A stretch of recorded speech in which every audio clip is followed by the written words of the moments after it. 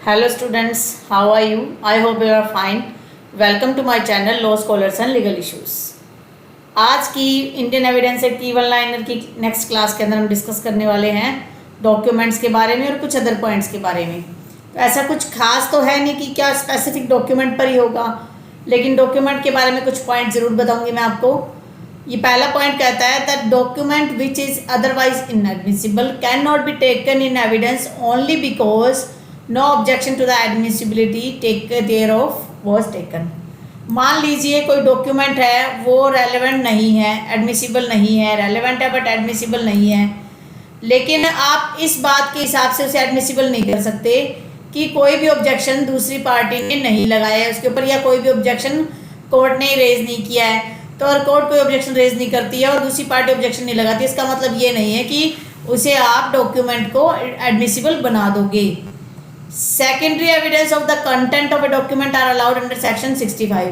Section 65 के तहत secondary evidence किन किन केसेस में अलाउ होता है वो पॉइंट्स बताए गए हैं। अगर आपके पास बेयर एक्ट है तो उसमें देख लीजिए।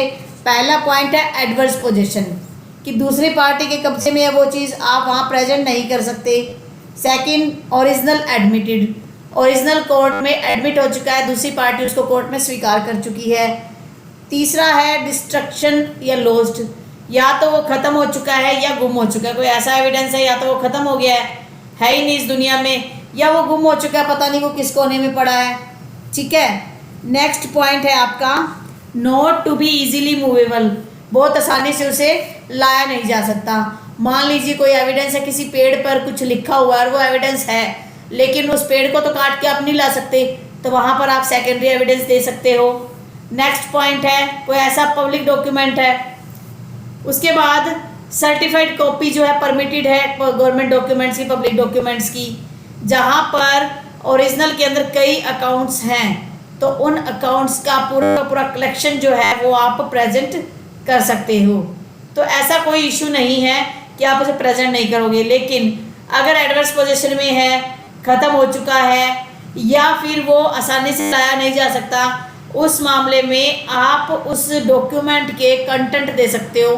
डॉक्यूमेंट में क्या लिखा है वो आप कोर्ट में पेश कर सकते हो।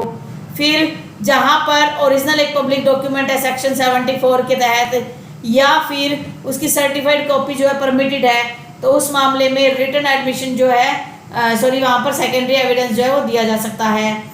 अगर मान लीजिए ओरिजिनल एडमिट हो चुका है तो उस रिटन जो एडमिसिबिलिटी है उसको माना जाएगा।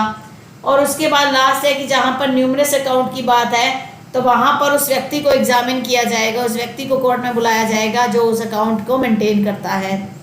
ठीक है। नेक्स्ट पॉइंट है objection to the mode of proof should be raised at the time when it is being proved and not afterward. यहाँ पर एक वर्ड आ रहा है, ये रूट लिखा हुआ यहाँ पर है प्रूव्ड।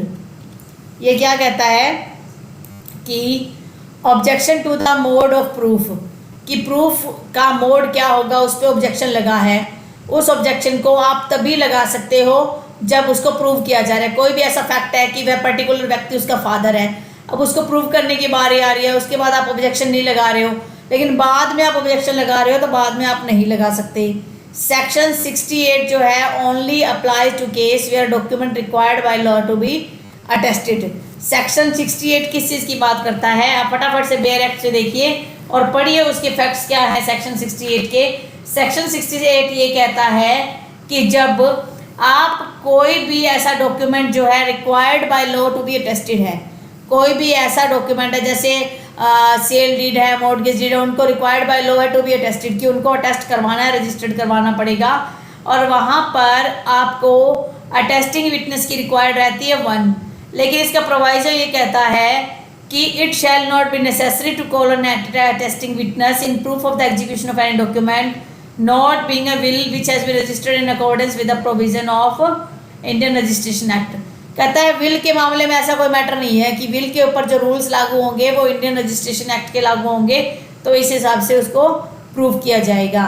सेक्शन 69 बात करता है कि proof where no attesting witness found, कि जब कोई जिसने उस डॉक्यूमेंट को अटेस्ट किया है वो व्यक्ति अब मिल नहीं रहा, तो उस मामले में आप क्या करोगे। उस मामले में क्या होगा, applies section 69 applies to a case, वो उस केस पे अप्लाई होता है जहाँ पर अटेस्टिंग विटनेस जो है या तो मर चुका है या जुरिडिक्शन से बाहर है या दूसरी पार्टी के पास है या उसको आसानी से ढूंढा नहीं जा रहा, तो हम सेक्शन 69 को वहाँ पर अप्लाई करते हैं।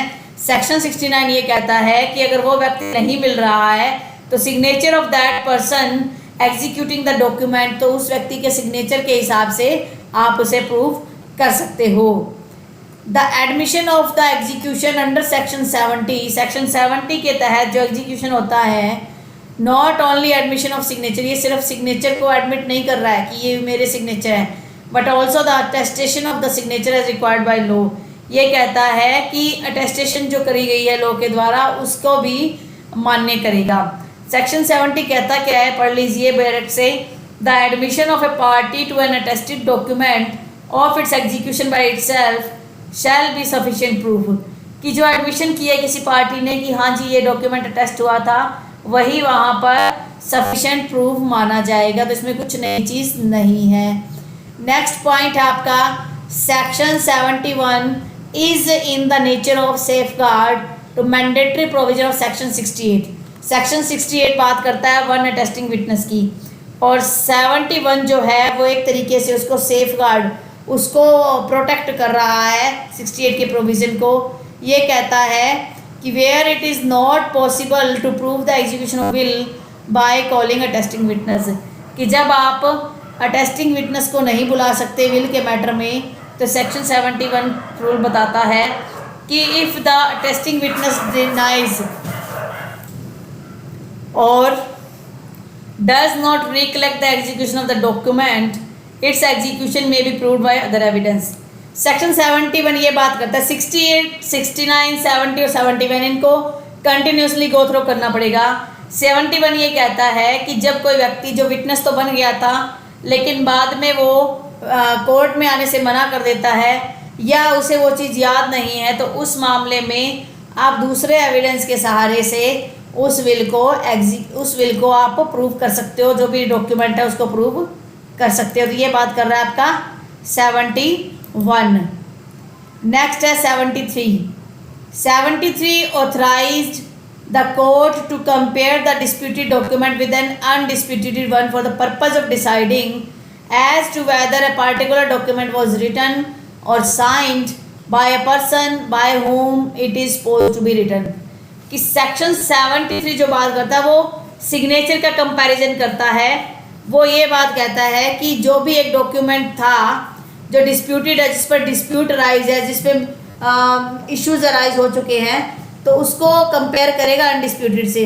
मान लीजिए कोर्ट के अंदर एक पर नोट चला गया, प्री नोट, प्रोमिसरी नोट जिसे बोलते हैं, और एक चेक चला गया। उस चेक पे जो सिग्नेचर है वो सिग्नेचर क्या है, डिस्प्यूटेड है कि जी ये हमारे सिग्नेचर नहीं है, लेकिन उसी व्यक्ति के कहीं और सिग्नेचर किए गए हैं जिस पर किसी प्रकार का डिस्प्यूट नहीं है, तो वो उस डॉक्यूमेंट को के सिग्नेचर को उसके साथ कंपैरिजन करेगा जिसने उसे लिखा है। तो ये सिग्नेचर की कंपैरिजन की बात करता है सेक्शन 73।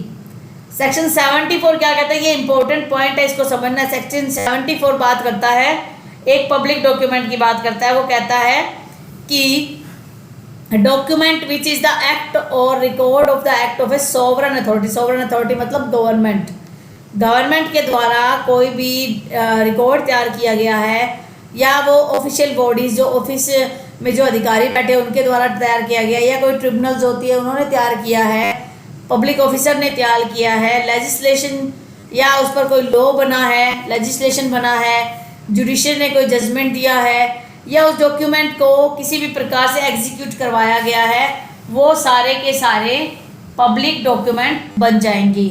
और इन सब के अलावा जो भी अदर डॉक्यूमेंट्स होंगे वो प्राइवेट डॉक्यूमेंट की कैटेगरी में आते हैं। यह है हमारा सेक्शन 74। और 75 ये कहता है कि प्राइवेट डॉक्यूमेंट क्या है, जो पब्लिक नहीं है। The statement recorded by a court during some proceeding is a public document. किसी भी प्रोसीडिंग में, किसी भी कोर्ट केस के अंदर अगर किसी की कोई स्टेटमेंट है वो भी पब्लिक डॉक्यूमेंट बन जाएगा। 74 का जो 2 क्लोज है वो ये कहता है the Waqf document which is kept in office of सब रजिस्ट्रार, कि जो सब रजिस्ट्रार के ऑफिस में जो डॉक्यूमेंट रखे गए हैं वो क्या माने जाएंगे, वो प्राइवेट डॉक्यूमेंट माने जाएंगे किसी भी स्टेट के अंदर। The electoral will is a public document, कोई भी इलेक्टोरल विल है वो पब्लिक डॉक्यूमेंट माना जाएगा। स्कूल लिविंग सर्टिफिकेट है वो भी पब्लिक डॉक्यूमेंट माना जाएगा सेक्शन 74 के हिसाब से। तो आज की क्लास हम यहीं ख़त्म करते हैं। Thank you for watching and have a nice day.